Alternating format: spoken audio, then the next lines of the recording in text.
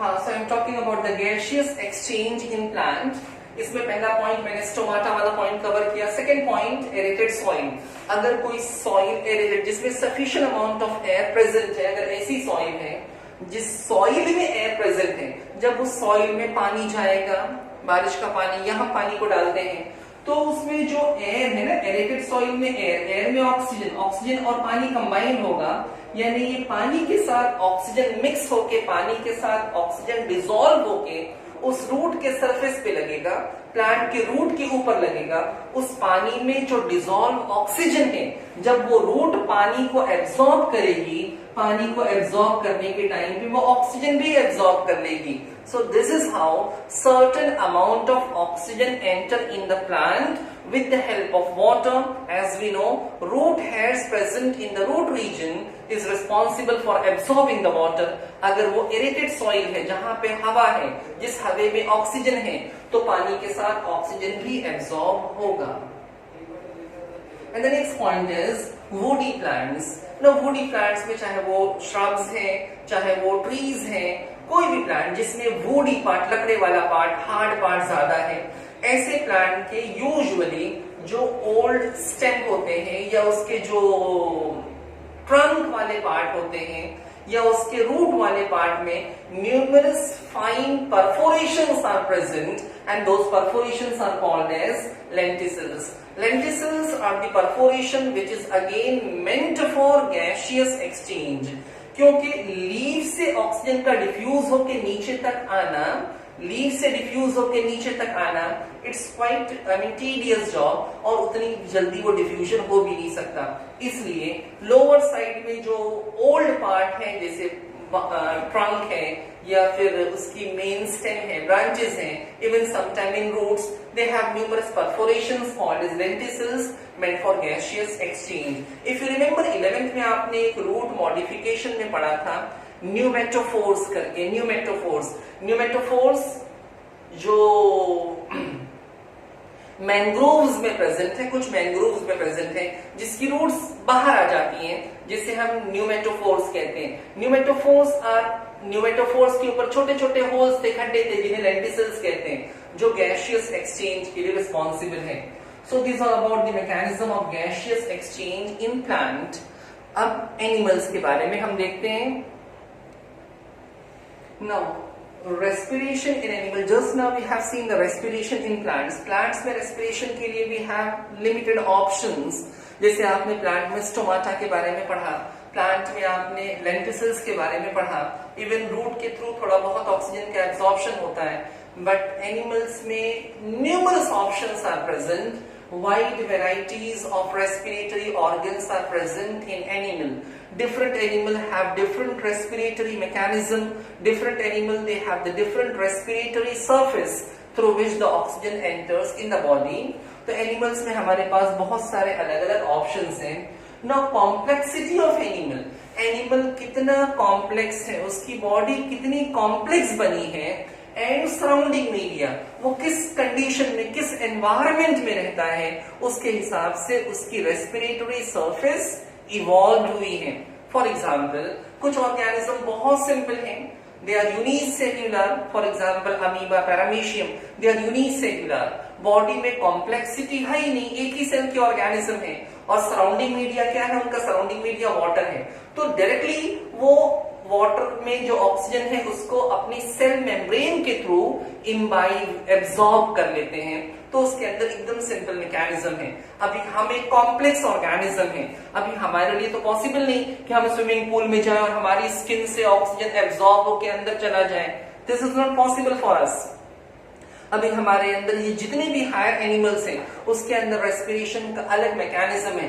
हमारी respiratory surface, हमारे lungs में जो अल्वियोलाई है, वो हमारी रेस्पिरेटरी सरफेस है. तो वहां तक ऑक्सीजन एंटर होता है, फिर वहां से डिफ्यूज होकर ब्लड में जाता है, ब्लड से के जरिए वो सेल्स में पहुंचता है. तो different animals depending upon the complexity of animal कितना कॉम्प्लेक्स है, उसके हिसाब से उसका रेस्पिरेटरी सरफेस या रेस्पिरेटरी ऑर्गन उसी हिसाब से इवॉल्व हुआ है. और ये इस बात पे भी डिपेंड करता है कि ऑर्गेनिज्म किस सराउंडिंग में, किस मीडिया में रहता है. The next thing is a associated with transport system. Now in higher organism, for example in human, अभी ह्यूमन हायर ऑर्गेनिज्म है, ह्यूमन जो है वो एडवांस्ड ऑर्गेनिज्म है। ह्यूमन में सिर्फ रेस्पिरेटरी सिस्टम अकेला हमारी पूरी बॉडी के हर पार्ट में ऑक्सीजन नहीं पहुंचा सकता।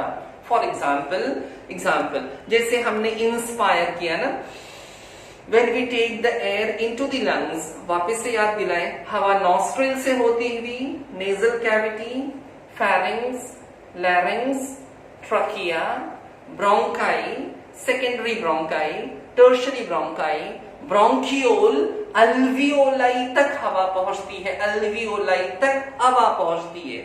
लेकिन अल्वियोलाई से हवा हमारे हाथ की फिंगर के टिप तक या पैर के फिंगर के टिप तक डायरेक्टली ऑक्सीजन नहीं पहुंच सकता। उसको वहां तक पहुंचाने की जिम्मेदारी किसकी है? उसको वहां तक पहुंचाने की जिम्मेदारी ट्रांसपोर्ट सिस्टम की है। हमारी बॉडी में ट्रांसपोर्टिंग सिस्टम क्या है? हमारी बॉडी का ट्रांसपोर्टिंग सिस्टम है circulation. Circulatory system is a transporting system of our body. तो बच्चों, हमारे बॉडी में जो रेस्पिरेटरी सिस्टम है, ये रेस्पिरेटरी सिस्टम लंग्स के अल्वियोलाई तक हवा पहुंचा सकता है, लेकिन अल्वियोलाई से बॉडी के हर पार्ट में, हर सेल्स में, हर टिश्यू में ऑक्सीजन को पहुंचाने के लिए we have different, we have the mechanism, blood circulatory mechanism, transporting system जिसे हम कहते हैं, उसके थ्रू उसके थ्रू ऑक्सीजन डिफ्यूज होता है बॉडी के अलग अलग पार्ट में। सिमिलरली CO2 के ट्रांसपोर्टेशन के लिए भी सर्कुलेटरी सिस्टम और transporting system is mandatory. Now अभी एक टेबल के फॉर्म में मैं आपको एक्सप्लेन करता हूं कि अलग अलग ऑर्गेनिज्म में क्या अलग अलग रेस्पिरेटरी सरफेस और रेस्पिरेटरी ऑर्गन क्या है। Different groups, different animals, different phylums, they have the different respiratory surface और रेस्पिरेटरी ऑर्गन। जैसा कि आपने 11th स्टैंडर्ड में एनिमल क्लासिफिकेशन वाले चैप्टर में पढ़ा था कि animals are classified into various phylums. Kingdom animalia is broadly classified into numerous phylum.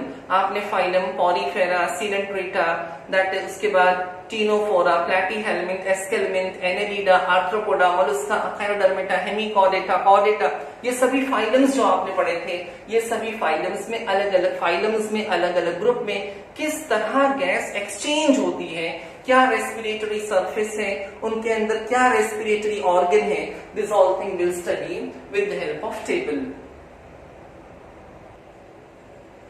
Okay, तो different respiratory surface or respiratory organs are present in different animals.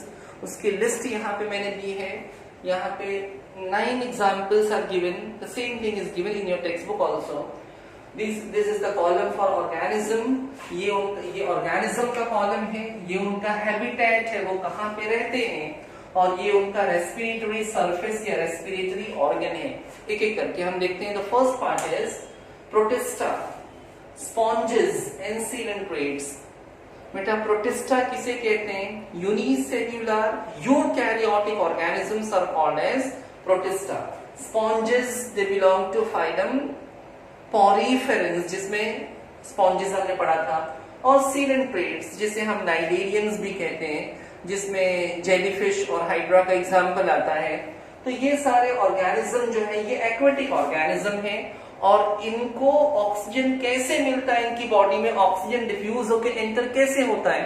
Simply by means of plasma membrane. Plasma membrane में also be called as cell membrane, यानी cell के ऊपर जो covering होती है, cell की जो कवरिंग है उसी से ऑक्सीजन डिफ्यूज होके अंदर एंटर हो जाता है।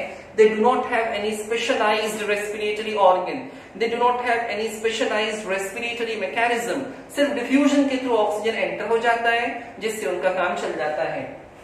Now in the case of flatworms, जिसे प्लैटीहेल्मिन्थ्स आप कहते हैं, फ्यू एनेलिड्स, कुछ एनेलिडा, सभी एनेलिडा नहीं, कुछ एनेलिडा जिसमें अर्थवर्म भी आता है, एंड एम्फीबियंस। एम्फीबियंस आप जानते हैं ये फाइलम कॉर्डेटा का मेंबर है, क्लास एम्फीबिया है। ये सभी ऑर्गेनिज्म या तो एक्वेटिक हैं या सेमी एक्वेटिक है, या तो पूरी तरह पानी में रहते हैं या तो पानी में भी रहते हैं, पानी के बाहर भी रहते हैं। इनको ऑक्सीजन कैसे मिलता है? या तो प्लाज्मा मेम्ब्रेन के थ्रू डिफ्यूज होकर मिलता है, यानी सेल की कवरिंग से डिफ्यूज होकर मिलता है, या जनरल बॉडी सरफेस, इनके बॉडी की जो कवरिंग है, इन शॉर्ट स्किन कह लीजिए, स्किन से ऑक्सीजन डिफ्यूज होकर डायरेक्टली बॉडी के अंदर एंटर हो जाता है। So this is how they are getting oxygen in the body. The third part is insect. बच्चों insect is a class of phylum arthropoda. Insect के बहुत सारे एग्जाम्पल्स आपने पढ़े हैं। Cockroach is the well known example जो आपने 11th में पढ़ा था। ये टेरेस्ट्रियल ऑर्गेनिज्म है, जमीन पे रहने वाला प्राणी है। इस ऑर्गेनिज्म में रेस्पिरेशन के लिए ट्रकियल ट्यूब्स, इनकी बॉडी के अंदर पाइप का एक नेटवर्क बना है। वो पाइप जिसके ऊपर न्यूमरस रिंग शेप स्ट्रक्चर बने जिसे ट्रकिया कहते हैं। तो इनकी बॉडी के अंदर ट्रकियल ट्यूब का चैनल है पूरा, और उसकी जो ओपनिंग्स है, उसके एंड पे जो ओपनिंग्स है जहां से ऑक्सीजन एंटर होता है, that openings are called as spiracles. Cockroach के बारे में शायद आपने पढ़ा था। Cockroach has 10 pairs of spiracles, 2 in thoracic region, 8 in abdominal region, present on the lateral side of the body. By the way, so spiracles are the perforations, are the opening meant for gaseous exchange, और अंदर जो body के अंदर जो tube का network है, उस tube को नेटवर्क को ट्रकियल ट्यूब्स कहा गया है। Next part is arachnids. Arachnid किसे कहते हैं? देखो, फाइलम आर्थ्रोपोडा जो आपने पढ़ा था, फाइलम आर्थ्रोपोडा, फाइलम आर्थ्रोपोडा की एक क्लास है जिसका नाम है एरेक्निडा। उसके मेंबर्स को हम एरेक्निड्स कहते हैं। Well known example is spider and scorpion. जो 8 पैर वाले होते हैं ना, स्पाइडर और स्कॉर्पियन, उनको एरेक्निड्स कहते हैं। ये भी टेरेस्ट्रियल ऑर्गेनिज्म है, जमीन पे रहते हैं। स्पाइडर और स्कॉर्पियन दोनों जमीन पे रहते हैं। इनके पास रेस्पिरेशन के लिए एक स्पेशल ऑर्गन है जिसे बुक लंग्स कहते हैं। एक्चुअल में टेरेस्ट्रियल ऑर्गेनिज्म लंग से रेस्पायर करते हैं, वो अलग शेप में, बुक के शेप में कुछ होता है, उसे बुक लंग्स कहते हैं। उसके बाद limulus. Limulus it again belong to phylum arthropoda only. Limulus aquatic organism है, पानी में रहने वाला ऑर्गेनिज्म है, और उसके पास रेस्पिरेशन के लिए बुक गिल्स हैं। उसके बाद एम्फीबियन लार्वे। एम्फीबियन लार्वे जैसे फ्रॉग का बच्चा है, tadpole is the example of amphibian larvae. उसके बाद सैलामेंडर। सैलामेंडर भी एम्फीबियंस ही है।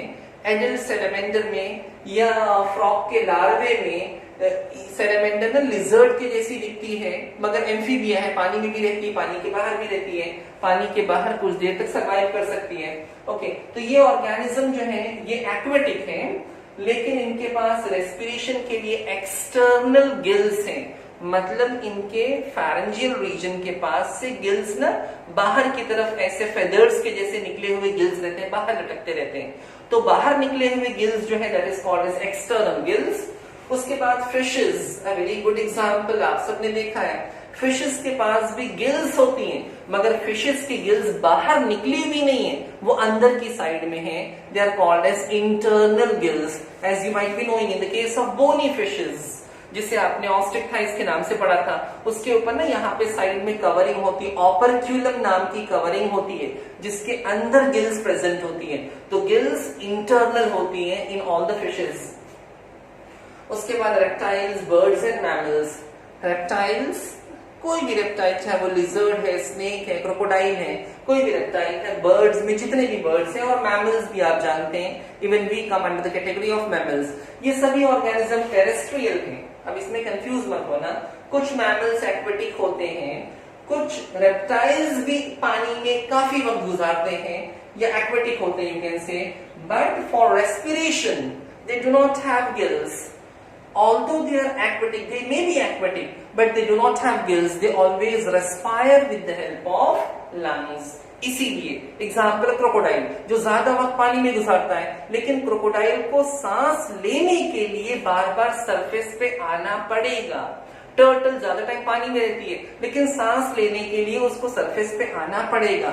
Even aquatic mammals like dolphin and whale जैसे बड़े ऑर्गेनिज्म भी, उनको हर बार सांस लेने के लिए सरफेस पे आना पड़ता है। वो पानी के अंदर डूबकर सांस नहीं ले सकते। ना one more example is given in your book is turtle. बेटा टर्टल जो एक एक्वेटिक रेप्टाइल है, पानी में भी रहता है, पानी के बाहर भी सरवाइव कर सकता है, ज्यादा वक्त वो पानी में गुजारता है।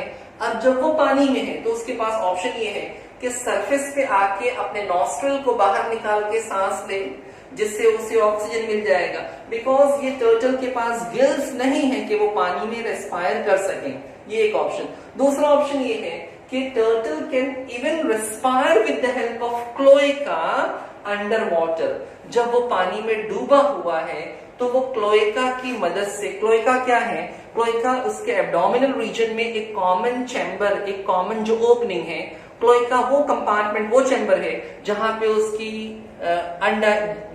जहां पे उसका एक्सक्रीटरी मटेरियल, जहां से उसका रिप्रोडक्टिव मटेरियल या जहां से उसका अनडाइजेस्टेड फूड, ये सारी चीजें बाहर निकलती हैं। वो जो कॉमन चैम्बर है जिस चैम्बर से होते हुए बाहर निकलती हैं, that is called as cloaca.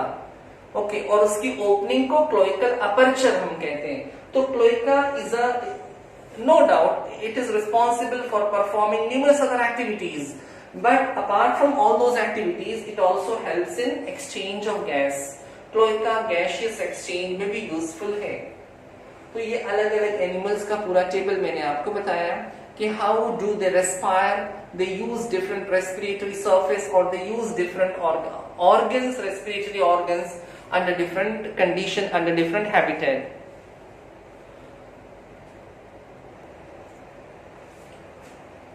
Okay, now starting with the second major side heading, human respiratory system. अब तक हमने plants के बारे में, animals के बारे में पढ़ा. Precisely we are starting with the human.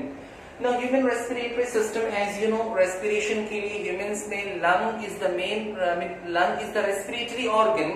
Respiration में किन किन चीजों को ध्यान रखना है? सबसे पहले gaseous exchange, जिसे हम ब्रीदिंग कहते हैं, intake of oxygen and giving out carbon dioxide. बाहर की हवा हमारे लंग्स के अल्वियोलाई में जाती है, अल्वियोलाई में ऑक्सीजन प्रेजेंट होता है।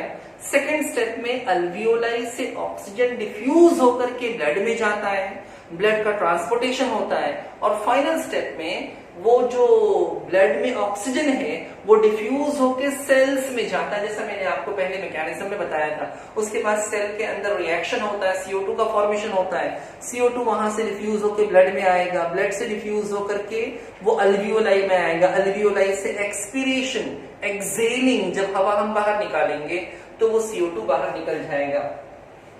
Now, as given in your book, respiratory system human में दो पार्ट में डिवाइडेड है, दो पार्ट में डिस्टिंग्विश किया है, upper respiratory system and lower respiratory system. सारे पार्ट एक एक करके हमको पढ़ना है। अभी एक जनरल डिस्क्रिप्शन आपको दिया जा रहा है। First part is upper respiratory system. It includes external layers. External layers मतलब नॉस्ट्रल, ये नाक के जो खड्डे हैं, ओपनिंग है, जिस ओपनिंग से हवा एंटर होती है, that is called as external layers. उसके बाद नेजल कैविटी, नाक के अंदर जो चैम्बर है, जो जगह है, जो स्पेस है जहां से हवा गुजरती है, जहां पे म्यूकस भी प्रेजेंट होता है, that space is called as nasal cavity. Internal layers क्या है बच्चों? देखो, जैसे बाहर की तरफ एक्सटर्नल लेयर्स है, बाहर की ओपनिंग है, अंदर की बीच में चैम्बर है ना, कंपार्टमेंट है, स्पेस है, वो स्पेस अंदर जाने के बाद जहां खत्म होती है, जैसे बाहर दो ओपनिंग है वैसे अंदर की तरफ भी दो ओपनिंग है, वो दोनों ओपनिंग को हम इंटरनल लेयर्स कहते हैं। बाहर वाली ओपनिंग एक्सटर्नल लेयर्स, अंदर वाली ओपनिंग इंटरनल लेयर्स, और दोनों के बीच में जो स्पेस है that is called as nasal cavity या नेजल चैम्बर, उसे हम कहते हैं। उसके बाद नेजोफैरिंग्स। नेजोफैरिंग्स बच्चों, जब जो हमारा फैरिंग्स है ना, हलक वाला रीजन, उसके जो ऊपर वाला पार्ट है दैट इज कॉल्ड एज नेजोफैरिंग्स। नेजोफैरिंग्स वो पार्ट है जहां पे फैरिंग्स की शुरुआत होती है। उसके बाद नोज, ये बाहर निकला हुआ जो पार्ट है नोज है। उसके बाद थ्रॉट, जो हलक वाला रीजन है, और उसके साथ जुड़े हुए जो स्ट्रक्चर है, यानी यहां तक, थ्रॉट तक, यहां तक हमारा अपर रेस्पिरेटरी सिस्टम होगा, अपर रेस्पिरेटरी पार्ट होगा। और लैरिंग्स से, लैरिंग्स, ये जो एडम्स एप्पल दिख रहा है, ये जो बोन दिख रही है, यहां से लेके पूरा एंड तक, ये हमारा लोअर या lower part of respiratory system होगा। इसमें लैरिंग्स आ जाता है। उसके बाद ट्रकिया, ट्रकिया लैरिंग्स के नीचे जो विंड पाइप है ना, this wind pipe is called as trachea. उसके बाद ब्रोंकाई, इसकी जो ब्रांचेस हैं, ब्रोंकियोल्स जो एकदम फाइन ब्रांचेस हैं, और लास्ट में lungs. So these are the lower respiratory system. ये respiratory system का lower part है. Now अब एक एक करके हम रेस्पिरेशन के अलग अलग रेस्पिरेटरी सिस्टम के अलग अलग पार्ट को हम समझेंगे. ह्यूमन रेस्पिरेटरी सिस्टम से हम स्टार्ट करते हैं. With the help of diagram will study.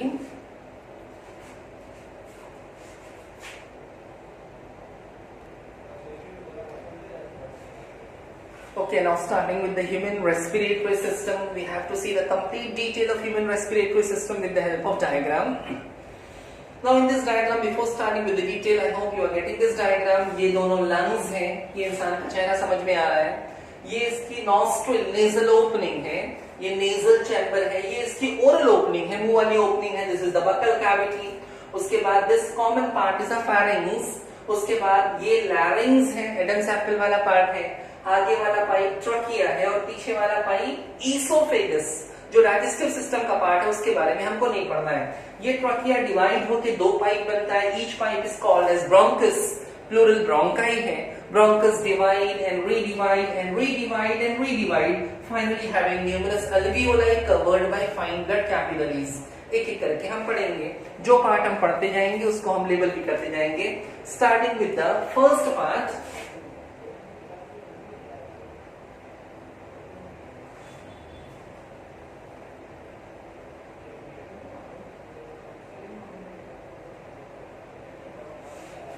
First part nose and nasal cavity. बेटा नोज और नेजल कैविटी क्या है? ये जो हमारी एक्सटर्नल बाहर की तरफ निकला हुआ प्रोजेक्शन है, ये हमारी नोज है. अभी नोज के अंदर, नोज में बाहर की तरफ ये जो ओपनिंग है, this is called as external nails या नॉस्ट्रिल कहते हैं, या नेजल ओपनिंग भी आप कह सकते हैं. अंदर की साइड में जो जगह है, that is called as nasal cavity. और ये नेजल कैविटी जहां पर एंड होती है, that is called as internal layers. Previous flow chart में मैंने आपको बताया था. तो external layers that is nostril, then nasal cavity और नेजल चैम्बर, अंदर की तरफ इंटरनल लेयर्स. अभी इसमें एक चीज जो इंपॉर्टेंट याद रखने वाली है कि हमारी नोज के अंदर जो दो कैविटीज हैं, both these cavities are divided by means of cartilaginous partition. दोनों के बीच में पार्टीशन है, मतलब ये खड्डा अलग ये खड्डा अलग है, दोनों आपस में कनेक्टेड नहीं है, सेपरेट ओपनिंग्स हैं.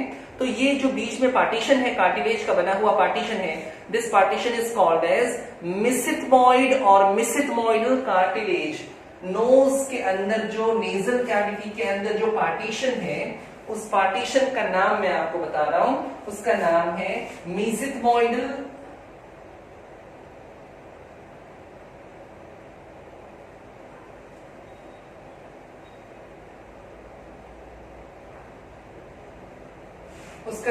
मेसिथमॉइड कार्टिलेज. नोज के अंदर जो कैविटी मतलब जो पार्टीशन है. ओके. उसके बाद जो नेजल चैम्बर है, अंदर जो स्पेस है ना, जो कैविटी है, ये नेजल चैम्बर. इस नेजल चैम्बर को तीन पार्ट में डिवाइड किया गया है. इसके तीन पार्ट हैं. इसका पहला पार्ट है वेस्टिब्यूल, इसका सेकंड पार्ट है respiratory part,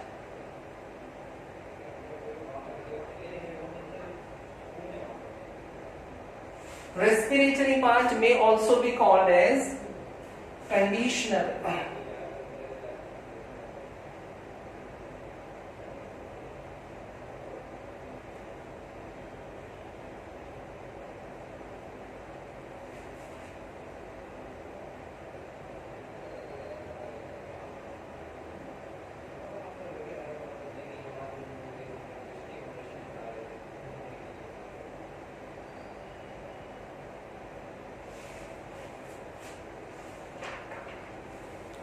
So these are the three different parts of, you can say, these are the three different parts of nasal cavity.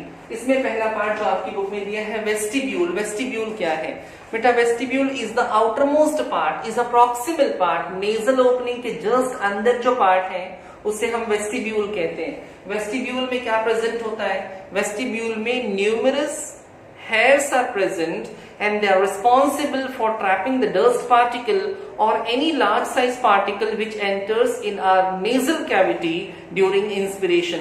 सांस अंदर लेते टाइम, हवा अंदर लेते टाइम जो पार्टिकल्स अंदर जाते हैं, चाहे वो डस्ट पार्टिकल हैं या कोई भी बड़े साइज के पैथोजेंस हैं, वो अंदर जाने की कोशिश करते हैं, तो हेयर जो वहां पे प्रेजेंट है वो उसे ट्रैप कर देता है, उसे रोक देता है. That is the significance of vestibule. Second part is a respiratory part, also called as conditioner. Respiratory part और कंडीशनर जो है, इसका सिग्निफिकेंस क्या है बेटा? ये respiratory part, it helps in respiration. How does it helps in respiration? देखो, this part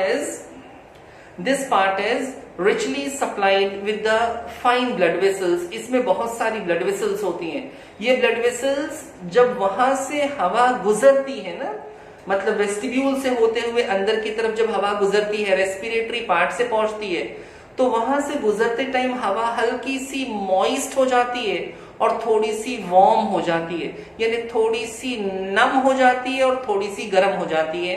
वहां से गुजरते टाइम हवा में ये बदलाव आता है जो रेस्पिरेशन के लिए यूजफुल है.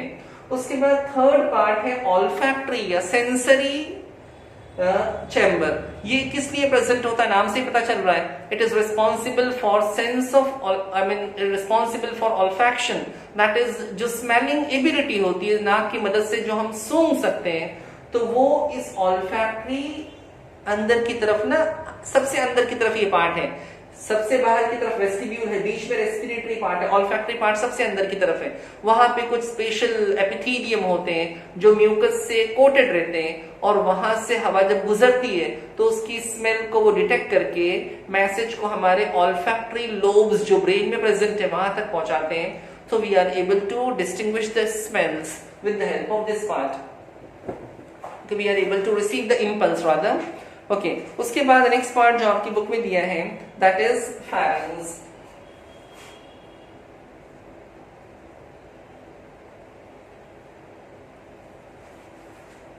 देखो, ये जो पार्ट था ये तो हमारी नोज है.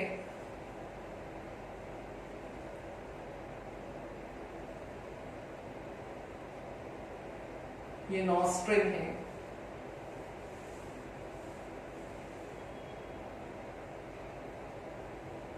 नेजल कैविटी है.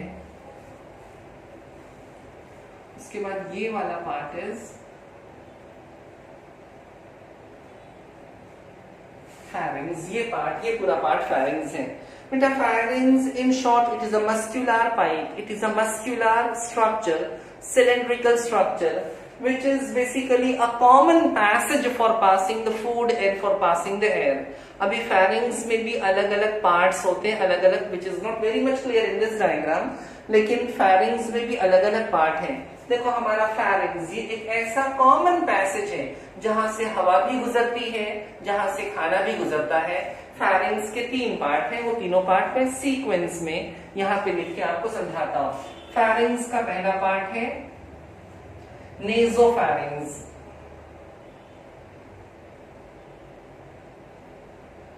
Followed by second part, that is oropharynx. Followed by third part, that is laryngopharynx.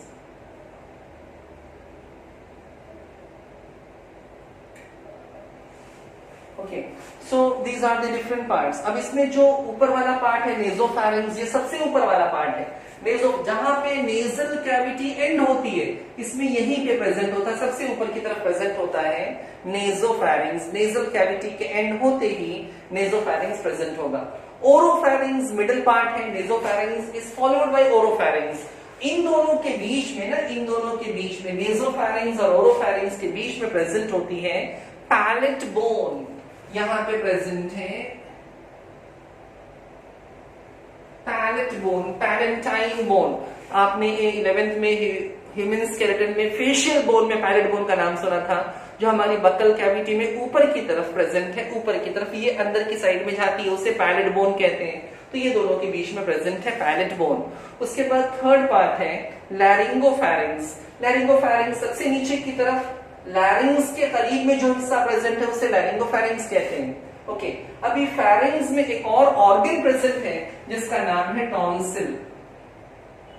Tonsils it is a pair of lymphoid organ. Lymphoid organ है जो हमारी इम्यूनिटी में कंट्रीब्यूट करता है, दोनों लेटरल साइड पे having a pair of tonsil.